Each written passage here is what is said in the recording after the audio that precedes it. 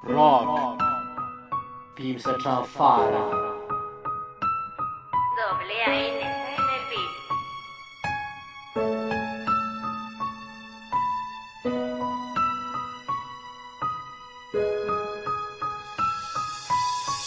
Raha vonanatra anao tsipiko any am-po mahalala raha toka miheno sy mandray fa tsy mipetraka amin'ny mahadala ampahipetiko ireo mitondra faisana amin'ny ty tany vanila pasana no marary tsy tafatsangana mba afahoany amin'ny fahafatesana meko anazy ny teny farany ho tsarony rehefa zay tsarony ny anarako teny mamany havana sy ny namana na mahantra na manana za momeko satria sy mireko sahirana ny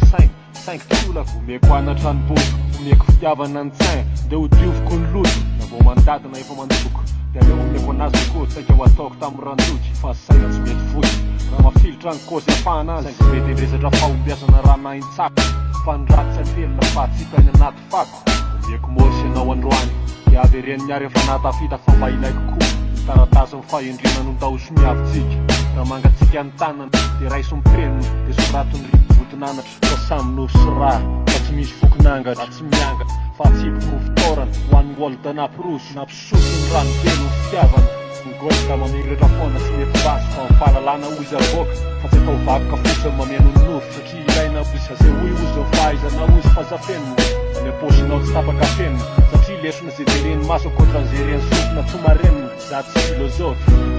zo ilaina ihany mity mianatry bôsy satria aleo votonanatra tsy votony daroka sy ny nenina za mianto tenenina fa mitangana de ndana za rao mifahatsarany za miratro fa tsy voatery hoe hiteny ratsy zay voakopo ny fokina fa raha mponfonanatra anao reseko lahatra tsy mila tokondro vokina ambany tany gadona o ampianokiny ambany lanitra izy fa araka ny faminanimibiny samantsy de za voatendry aty taminao ny afatra ampifalindray morakivy ralla mivakitika tsy mahavaolana raha marina ianao tsy amorina fa amerina amitsika de hitsako fanatra fa tsy anenina raha makobonao ndiko tenenina fa za tononona miandala ampitanina ny fahombiazana fa sozarana amin'ny fahasoavana aleo mba hitaty fa tsy hoe izy nihinana nefa nitananao ny tenikotroko miangady raha fahendrena no resahana tsy ho alalinina fa hikozy hoe elao ny venina fa aleo seza volamena no ipetrahana iko tenenina